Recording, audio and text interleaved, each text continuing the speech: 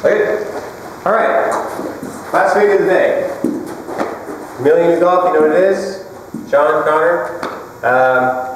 We're gonna have a little rant on inconsistency, or the illusion of consistency, or the desire for people to be consistent. That's right. Don't. Right?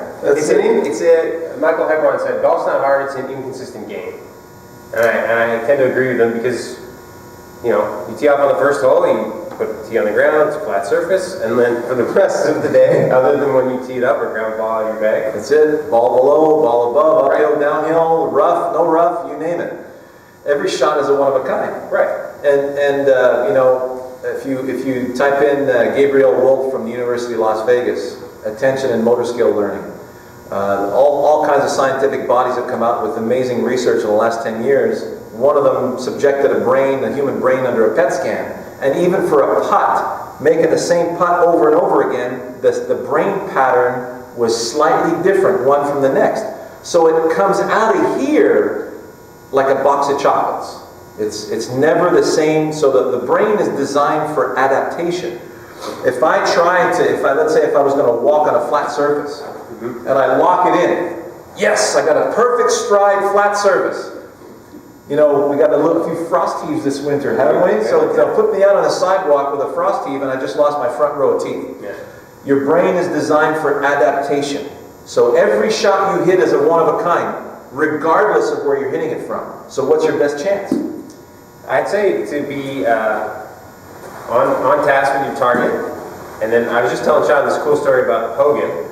So Hogan was playing a course called Seminole Country Club, yep, in Florida, Jupiter. Right. There's a big tree out there. I got the story from Chuck Cook. I'm not actually from Chuck Cook, but a Chuck Cook video. Anyway, there's a tree out there 90 feet high. And for whatever reason, Hogan likes this tree, and he likes the height of this tree, and he thinks he's going to go out on the range. Back then, probably when they had shag bags, right? That's it. Caddy was already up there, yeah. Go get the ball. And he's going to hit these shots over this tree. Okay, so he starts with pitching wedge, likes the flight of it, likes the contact, likes how it launches and all that sort of stuff. Then he goes back to a 9-iron, then he goes back to an 8-iron, yada yada yada, long iron, all the way to driver.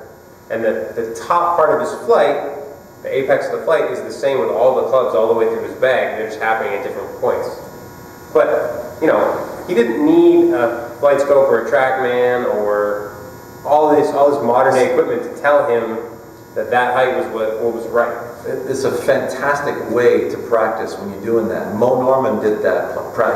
Always had a specific height that he wanted to hit the ball on. He says, when you're focusing this way goes away. Mm-hmm. You're just going up and down this way, and he's just finding the height that he wanted to hit the shots on. Hogan looks like he was doing the same thing. So Hogan was a master at finding his target. So your best chance is you pick the target that you want, feel that your setup matches the target, deliver into the target, and then your brain's going to tell you, hey, that was a little offline, and maybe that wasn't the right contact, and it felt a little too strenuous. I have a little acronym that I call RIBS. Rhythm, Impact, Balance, Strain. Mm-hmm. So was it rhythmic or not? Was it solid impact or not? Was it good balance or not? Or was it very strenuous to perform, or was it easy peasy to perform? Mm-hmm. And then the observation that you make, you put that in the back of your head and just forget about it and pick your next target. Because let's say you went to a target, hit it thin. Mm-hmm. Most people want to know, why did I hit it thin? Yeah. Well, you're going straight to hell in a handbasket if you ask that question. Yeah. Because even if you did find out exactly what plane you were on and why you hit it thin, the very next swing is going to come out of here slightly different. Yeah. So what's the point? Yeah, and everybody, to go along with this, my desire or quest to be consistent, everybody seems to, a lot of people that want to be consistent are also those that slice. And I'm looking at your picture of Bubba over here. That's it. So Bubba, he's a shot maker, he's a shot hitter. So he's never trying to do the same thing over and over again. He's trying to create new shots. So for those of you who are slicers that are asphyxiated on trying to fix your slice and you have a quest to get back to straight, abandon that. Yeah, but listen, Bubba is #1 in driving distance, #1 in greens and regulation. He's never taken a lesson in his life. Yeah. What does that tell you? Well, Bubba says, don't tell me where my club is. Just watch me hit the shot from there to there. See? Yeah. And he just performs a particular shot, and then he gets to the next shot and does the same thing. So he doesn't, unless he's a little peeved that day and he's not enjoying the golf course, then that's something completely different, but at least he doesn't have to worry about his golf swing. You ever hear Bubba Watson struggle with his golf swing? No. No. So if you're a slicer out there, why not learn to hit a hook? Yes. Right? Spend all of your time hooking the ball, and then when you have some context of how to hook the ball, you should be able to figure out how to dial it up and hit both ways. That's right. Giddy up. Absolutely. Okay, so golf is it's not a hard game, it's inconsistent.